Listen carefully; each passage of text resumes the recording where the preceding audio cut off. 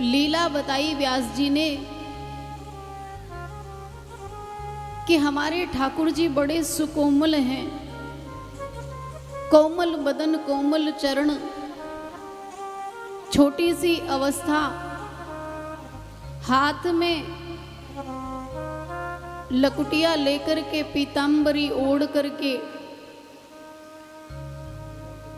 ग्वाल वालों के साथ गैया चराते हैं। ध्यान से सुनना मैया, जो सच में चाहते हैं कि ठाकुर जी से हमें प्रेम हो जाए तो कथा इसी तरह सुननी चाहिए जैसे ये बालक सुन रहा है। वो बालक बड़े ध्यान से कथा सुन रहा है। कथा में बताया जा रहा है कि वो नन्हा सा मेरा गोपाल, मेरा गिरधर, मेरा कन्हैया नित्य नंगे पैर गैया चराने जाता है ग्वाल वालों के साथ। 4 दिन से कथा सुन रहा था। ठाकुर जी के प्रति इतना प्रेम हो गया, उनकी लीलाएं ऐसे उसके हृदय में समा गई कि मानो साक्षात ठाकुर जी उसके समक्ष ये लीलाएं कर रहे हैं। कथा पूर्ण हुई। पूर्ण होते ही घर छोड़ करके वृंदावन पहुंच गया। 7वें दिन कथा पूर्ण होते ही श्री धाम वृंदावन पहुंच गया और गली गली में, हर आश्रम में, हर गौशाला में जाकर के पूछने लगा, अरे भैया बांके बिहारी की गौशाला कहां पर है? बांके बिहारी की, बोला करो। मेरे को ऐसे कथा सुनाना बिल्कुल अच्छा नहीं लगता कि मूर्ति बन के बैठे रहो। सुनने का मतलब है आपको समझ में आना चाहिए। बांके बिहारी की गौशाला कहां पर है? गली गली में पूछ रहा है, आश्रमों में पूछ रहा है, गौशालाओं में पूछ रहा है।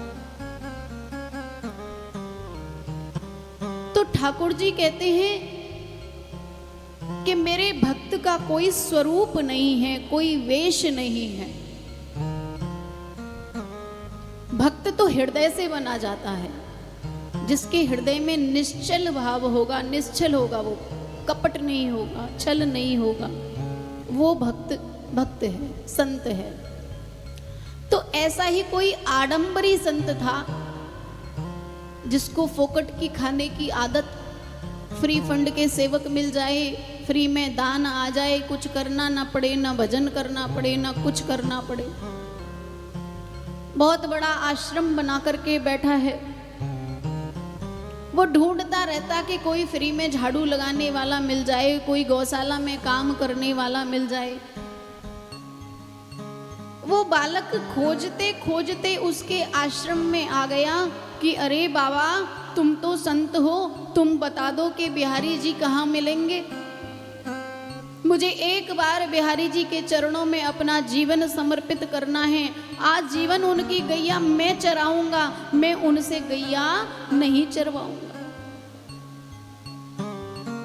मानो उस बालक को पीड़ा होने लगी कि मेरे बांके बिहारी इतने कोमल हैं और इतने कोमल होकर के धूप में गैया चराने जाते हैं, नंगे पैर जाते हैं। अब तो वो बाबा ने समझ लिया ये तो बावरा है, कलयुग में कोई बिहारी जी मिलते हैं?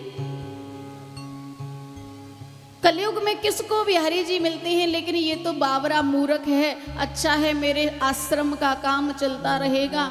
रख लिया उसको। बोले यही बिहारी जी की गौशाला है, जा खिरक में चला जा, गोबर उठाया कर, सानी लगाया कर और गैयाओं को चराने के लिए नित्य ले जाया कर।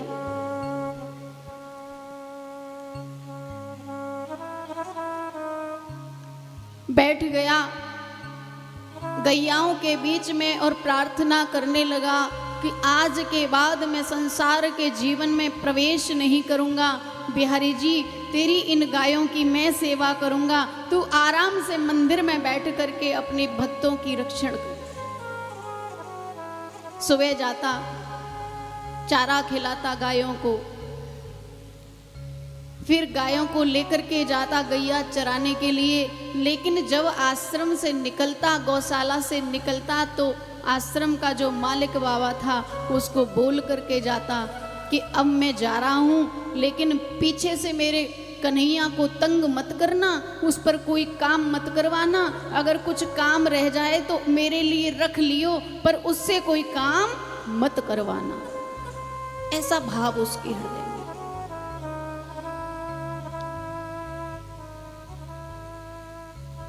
15 दिन बाद महीने में हर बार एकादशी आती है। आज एकादशी का दिन है। बाबा ने भोजन की व्यवस्था नहीं की तो भोजन नहीं भिजवाया। आज जंगल में जैसे कि ग्वारिया को रोटी देने जाते हैं, नहीं भिजवाया भोजन।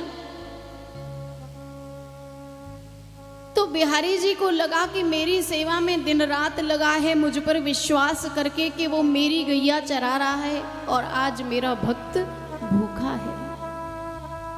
छोटे से बालक के रूप में, जिस रूप में वो विचार करता था हृदय में, उसी रूप में बिहारी जी रोटी बांध करके चले गए और बोले, अरे लाला भैया बहुत देर है गई, आज मोकू क्षमा कर दे, आज मैं देर ते आयो, ले भोजन कर ले। ऊपर से नीचे तक देखा कि जिसका मैं चिंतन करता हूं ये तो वही स्वरूप है। पैरों में पैजनियां हैं, हाथ में वंशी है, पीला पीतांबर है, और खट से रोटी देकर के दौड़ गए। अपने से बात करने का मौका ही नहीं दिया। उसने रोटी खाई और पीतांबर को अपनी कमर में बांध लिया। बुलवा के बिहारी लाल की।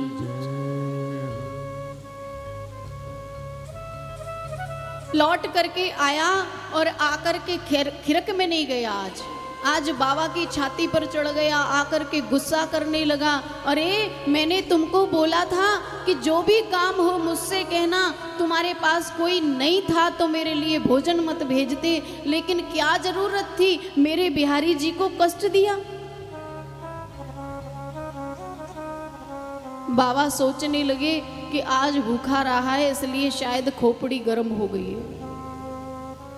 बोले, का भयो लाला? अरे तुमने कन्हैया को रोटी देकर के जंगल में नंगे पांव दौड़ाया, मैं भूखा एक दिन रह लेता तो क्या मर जाता?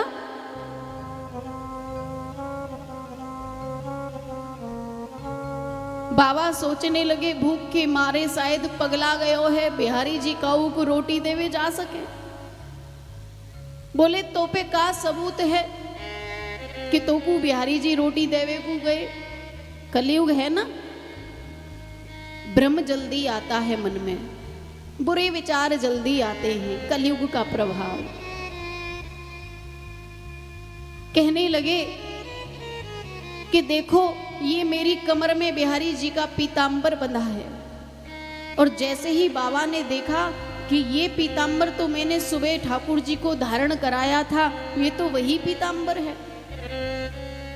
अब तो बाबा समझ गए कि ये कोई मूर्ख बालक नहीं है, ये कोई बाबरा नहीं है, ये तो बिहारी जी के लिए बाबरा है, ये तो ठाकुर जी का दीवाना है।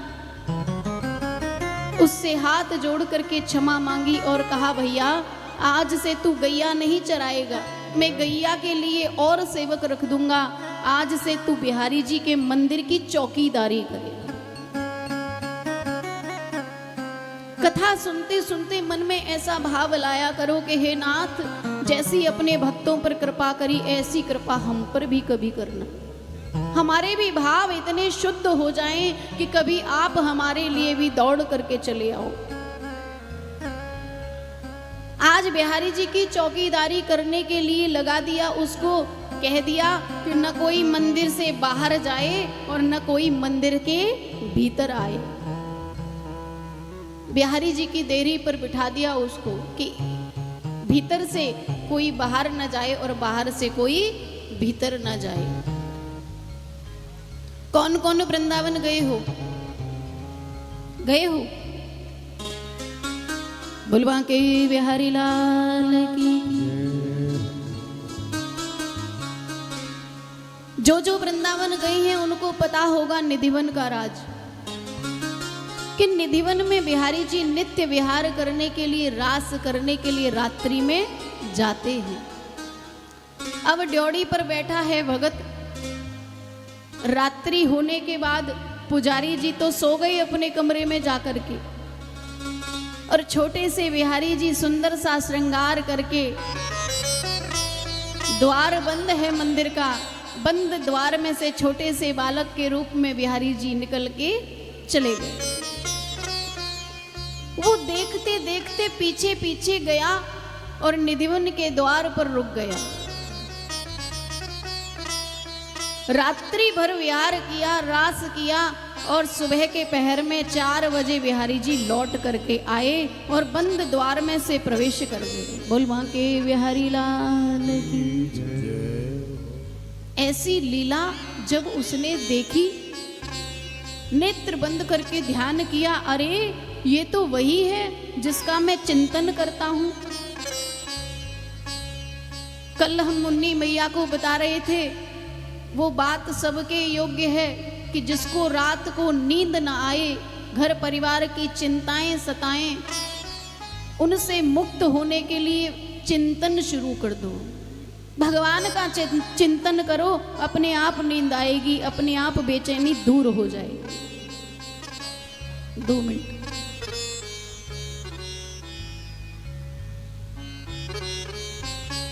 बिहारी जी दूसरे दिन फिर निकले द्वार से। आज उस भक्त ने हाथ पकड़ लिया। बोले कहां जाते हो तुम, कहां जाते हो तुम? हाथ पकड़ लिया, मुस्कुराने लगे कन्हैया, अरे भैया मैं जे तो ना बता सकूं कहां जाता हूं, पर तू चल मेरे संग। ले गए उसको साथ में। कहा द्वार पे ही खड़े हो जाओ, द्वार की चौकीदारी तुम्हें मिली है। बोले नहीं, हमें द्वार की चौकीदारी नहीं मिली, हमें तुम्हारी चौकीदारी मिली है कि तुम रात्रि में जाते कहाँ हो, हमें आज ये देखना है। कितनी बड़ी भक्ति प्राप्त हुई। निधिवन में आज भी कोई प्रवेश करे तो देख नहीं सकता है, अंधा हो जाएगा या पागल हो जाएगा। सच्चे भक्तों को ही ऐसी भक्ति प्राप्त होती है जो निधिवन में प्रवेश कर जाए। ठाकुर जी स्वयं साथ लेकर के चले, भैया चल पर काहू को बताइयो मत। भीतर गए, एक कोने में बैठ गए और जाकर के देखते हैं कि ठाकुर जी राधा रानी के साथ और सखियों के साथ खूब झूम झूम करके नृत्य कर रहे हैं। और इतना नृत्य कर रहे हैं कि नृत्य करते करते उनके गलहार टूट गए, पैरों के घुंघरू टूट गए, सब कुछ आभूषण बिखर गए। और ज्यों-ज्यों आभूषण बिखरते जाएं, उनके नृत्य को देख करके मगन हो गया। अपनी झोली को खोला और एक एक घुंघरू को बीन करके, एक एक पुष्प को, आभूषण को बीन करके अपनी झोली में भर लिया और दौड़ करके अपने ठाकुर जी को लेकर के सुबह के पहर में वहीं आकर के खड़ा हो गया। बिहारी जी भीतर प्रवेश कर गए। 4 बजे सुबह के गोसाई जी ने कही, अरे लाला सो तो रहेगो, देर रह गई, आज मंदिर को द्वार ना खोलो है, चल कन्हैया को जगा, बिहारी जी की मंगला को समय है गो। गोसाई जी को डांट दिया,